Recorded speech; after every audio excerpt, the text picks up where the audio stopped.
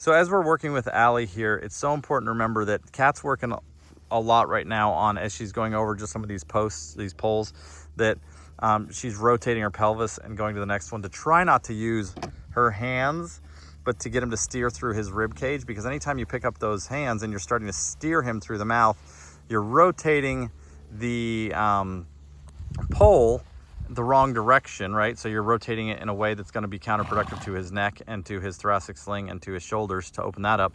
But also it's so important that if you are a jumper especially and you're coming over a jump, that you keep him in balance. So if you can turn him through your seat, whether you're sitting or you're in 2-point, if you can really rotate, and the more that she's rotating her pelvis and looking where she wants to go, you see how she's just kind of guiding him. So she might ask a little bit of that inside rein, but he's going to get to the point here really soon where he'll just start to turn. And if she asks him to turn, really sharp turn through her seat, he'll turn. When I ride horses bridleless, I have to get them and want to get them to ride through my seat, not only for brakes and throttle, but also steering. Everything should come from the center of the horse, right? So the connection with the hands is literally just connection. If you watch two people dance together and they do a pretty complicated dance, the hands are just for connection to guide with each other, but the bodies are moving together and working in sync and flow. If you saw two people that were just dancing and all they were doing was moving their hands around, it wouldn't be very fun or good to watch. So as she's going around, yeah, that was much nicer. See how he's starting to really track around her seat and not her hands? Like, that's what we want. We want him to start to get in sync with her, and because that's where the energy is flowing, right? So have you ever heard of the quote, I think from Tony Robbins, that where energy flows, energy goes? So look over your shoulder, look back at this, look, yeah, right there. Did you see that? As soon as she started to really rotate her pelvis, he started to step under. If you rewind that real quick, you can see the inside hip really move. So it's about teaching our horses to use themselves in the best possible way that's going to make them feel the best. We have to think about it. Any horse that we have that we want him to be, any type of performance horse, or for me, any horse in general, you want to treat him like a gymnast almost. Like, so a gymnast has to be strong, but they also have to be really flexible, and they have to be so comfortable in their body.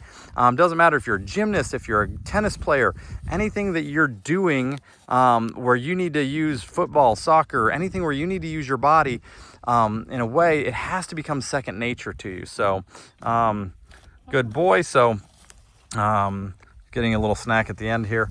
I usually am not a huge proponent of letting horses eat grass while we're riding them, but this horse, I want to do whatever I can, and I'll think outside the box a little bit because I want him to feel like he is being rewarded for all the good things that he's doing right now. So Kat, I want you to rotate your pelvis towards me and just see if you can turn him without using your reins at all, and tighten that up. So like really, and now if you have to pick up a rein, just pick it up slightly and just guide him and say, hey, I want you to feel now you're not, I don't want you to lean, I want you just to rotate that pelvis.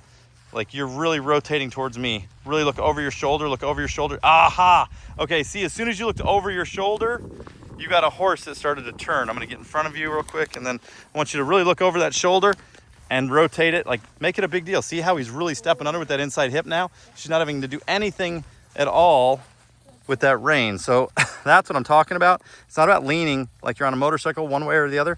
It's about rotating. Put your head, look over your shoulder, really rotate, pick up that inside rein, give on the outside rein. I'm a huge proponent of teaching a horse to steer inside to outside leg, not to the outside rein, because I want them to follow that channel to keep them balanced. So rotate, really rotate that pelvis. There we go. There we go. So they know that if you're lying, they know if you're not really rotating your pelvis at first, as we're teaching them this. Really cool exercise to try with your horse if you want to see if they truly, if you can ride your horse with your seat. I see people all the time that tell me I can ride my horse with their seat. I say, let's take the bridle off and see how well they listen to your seat. It's not just go and stop. It's actually rotate. Good job today. I got this down now. Yeah, right? Good job. Good boy, buddy. Good boy, buddy. Good boy. You're a superstar today. Yes, you are. Thanks for watching, everybody.